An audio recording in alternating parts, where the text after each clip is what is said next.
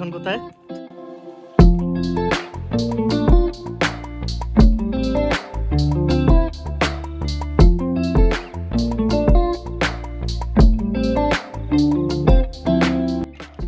আশেপাশে যেদিকে তাকায় শুধু সরিষা আর সরিষা, আর গ্রামটা অনেক সুন্দর।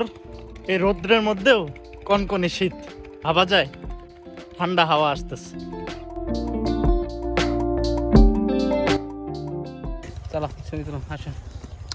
ভিডিও করতেছি, এত সুন্দর ব্লগটাকে একদম মেরে দিল। তো আর জীবনে ব্লগ করবো না, মাপ চাই।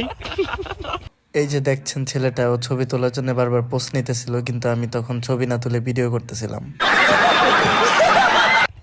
কি দিতেছো বলো? মুখে লোশন দিতেছি দেখে কালো হয়ে গেছে। আমি মানে কালো হয়ে, সত্যি অনেক কালো হয়ে গেছি।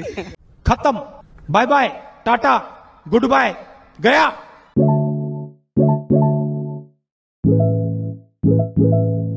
সবাই সরিষা খেতে আসবেন, কিন্তু যারা এই ক্ষেতগুলা করে তাদের ক্ষতি করেন না। দেখেন কি অবস্থা, এই যে পোলাপাইনে আইসা এই যে এগুলা পাড়ায়া টাড়ায়া মালিকের ক্ষতি করছে। তো যদিও এখন মালিক আশেপাশে নাই, থাকলে আমাদের দৌড়ানি দিব, আমরাও ক্ষতি করছি। আমরা তো আর এত ভালো মানুষ না, তাই না?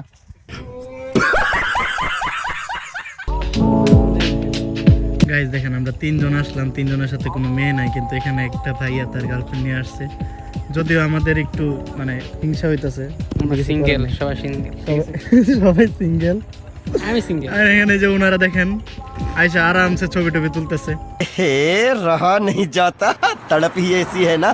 नहीं सोके सोके কোথায় গেলো তো সরিষা ক্ষেতের ভিডিও করতেছে, আমি আই এম সরি।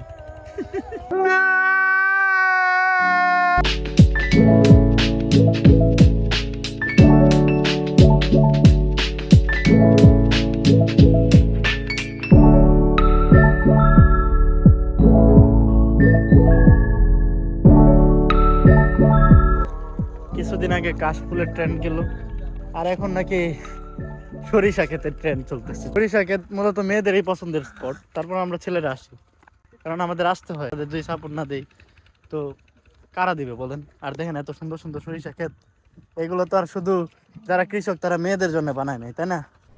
अरे कहना क्या चाहते हो? আমরা এখন নৌকা উঠবো, চলে যাওয়ার পালা।